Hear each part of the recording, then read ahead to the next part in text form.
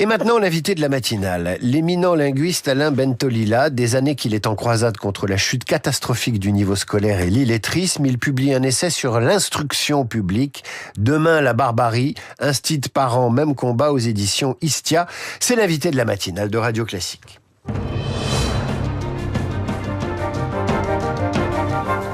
Alain Bentolila, bonjour. Bonjour David. Merci d'avoir répondu à l'invitation de Radio Classique. Vous avez entendu l'éditorial de Guillaume Tabar. Le président était à Marseille hier. Il a lancé... Pour la 15e fois. Oui, pour la 15e fois. Il y a lancé des chantiers importants qu'il suit depuis des mois, notamment la rénovation d'établissements scolaires, près de 200 établissements, encouragés à des restructurations par ce plan. Et puis, il a surtout dénoncé le rôle délétère des réseaux sociaux qu'il veut interdire aux moins de 15 ans. Est-ce que vous le suivez sur ce terrain-là ? Alors, je le suis très certainement sur le fait que les réseaux sociaux n'apportent rien ni à la culture ni au comportement des jeunes. Il est clair que l'anonymat des réseaux sociaux, le rétrécissement des écrits, l'immédiateté des choses. Un réseau social, c'est très souvent t'es où, tu fais quoi, n'encourage pas à une écriture un peu distanciée et évidemment pas une lecture un peu longue. Et par conséquent, cette addiction aux réseaux sociaux est quelque chose qu'il faut dénoncer. Ajoutons à cela que le temps passé sur les écrans, et là je renvoie aux excellents travaux de Michel Desmurger, qui le dit fort bien. Il montre à quel point il y a une relation entre le temps passé sur les écrans et la désaffection de la lecture. Michel Desmurger qu'on a reçu l'année dernière. Les études de l'INSERM aussi, enfin certaines disent que les écrans sont pas bons pour la concentration, etc., etc. Alors, pas bon pour la concentration, pas bon pour la santé mentale, pas bon aussi parce que il libère malheureusement les plus bas instincts. On croit ne rien risquer, ce qui est pas toujours sûr. Et donc, on dit tout et n'importe quoi. Et face à ces réseaux sociaux, et c'est là la chose peut-être la plus importante, nous avons des jeunes que l'école n'a pas su former comme résistants intellectuels. C'est-à-dire que ce sont des jeunes qui avalent avec délectation les pires choses qu'on peut leur dire, qui se font enrôler sans même dire « mais où m'amenez-vous » Et par conséquent, quand vous avez à la fois ces réseaux sociaux qui racolent, et à la fois ces jeunes dont on a oublié de cultiver le discernement. Le mot discernement est un mot important. Cultiver le discernement de nos enfants, de façon à ce qu'ils puissent dire non quand il faut dire non, qu'ils puissent analyser, qu'ils puissent ne pas s'en laisser compter. On revient de loin, Alain Bentolila, parce que je me souviens, il y a 20-25 ans, quand les outils numériques sont apparus, quand Twitter est apparu, quand les SMS sont apparus, on a dit, mais c'est formidable, ils écrivent et ils lisent. Voilà. Alors, ils écrivent avec leur téléphone, ou sur leurs écrans, ou sur les forums, et puis ils lisent parce qu'ils reçoivent des messages. En fait, l'image a supplanté tout cela. On s'est aperçu, parce que là, on parle des jeunes, les parents sont pas mieux. Pareil. Parce qu'ils calent leur comportement sur ceux des parents. Quand vous avez des gens à table et qui regardent leur téléphone au lieu d'échanger, bon, voilà. David, dans le livre, je raconte une histoire. J'étais dans le TGV, je descends à Bordeaux. En face de moi, j'ai un père, une quarantaine d'années, sa femme, et puis leur fils qui devait avoir 8-9 ans. 2 heures. Pendant 2 heures, ils n'ont pas échangé un mot. Chacun sur son téléphone. Quand le gamin a émis l'idée qu'il voulait aller aux toilettes, on l'a quasiment engueulé, parce qu'il dérangeait. Et à côté de moi, mais je finis juste là-dessus, une vieille dame avec son petit-fils. Et la vieille dame regardait son petit-fils dans les yeux et lui disait « Tu vois, regarde, ça s'appelle des éoliennes.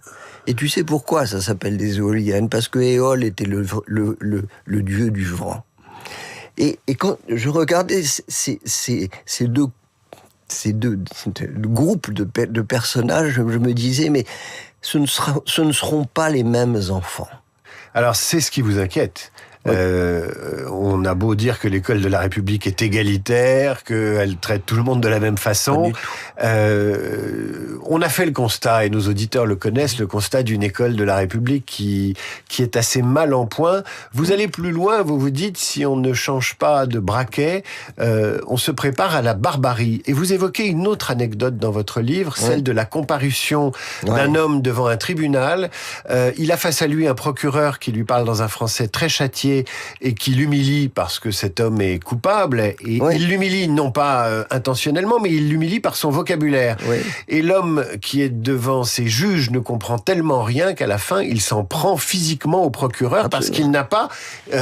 il n'a pas plus de 400 mots à son vocabulaire et donc il va vers la barbarie. Et ce il n'a pas pu mentir. Ce qui est extraordinaire, c'est qu'il voulait raconter un mensonge. Il avait volé des CD dans un truc, et puis il voulait dire en fait qu'il les avait pas volés parce qu'il les avait déjà, il les rapportait.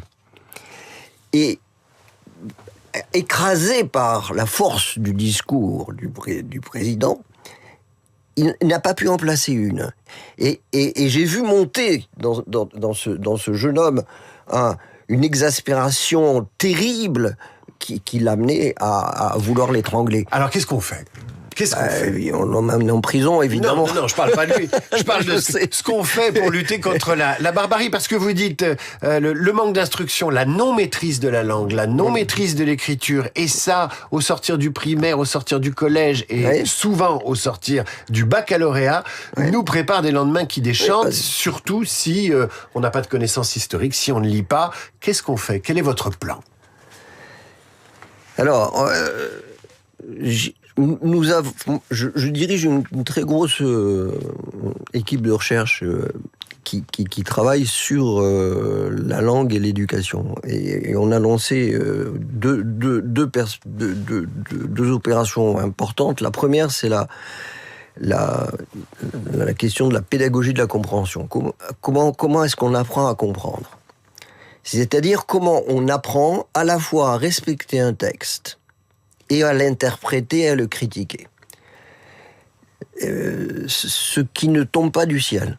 Il ne faut pas compter sur l'onction divine pour que tout d'un coup, des enfants qui ne sont que des déchiffreurs deviennent des enfants qui comprennent avec force, mais aussi respect. Ça, c'est une chose importante, et les résultats que nous obtenons sont tout à fait formidable.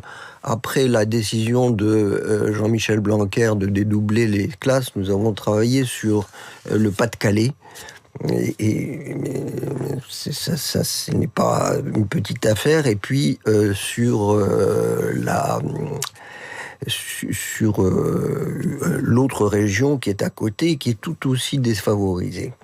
Et on se rend compte que ces régions qui étaient 3-4 points au-dessous de la moyenne nationale en évaluation se sont retrouvées à 4 points au-dessus, après 3 ans de travail assidu en petits groupes. Sur les textes, sur la lecture, sur la compréhension, sur le vocabulaire. Voilà.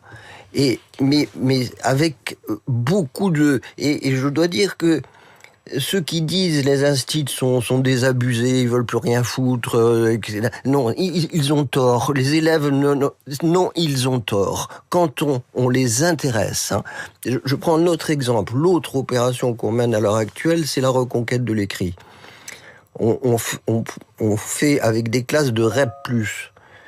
On monte une opération sur l'année qui vise à faire écrire de façon collaborative dans les classes des nouvelles de 15 à 20 pages.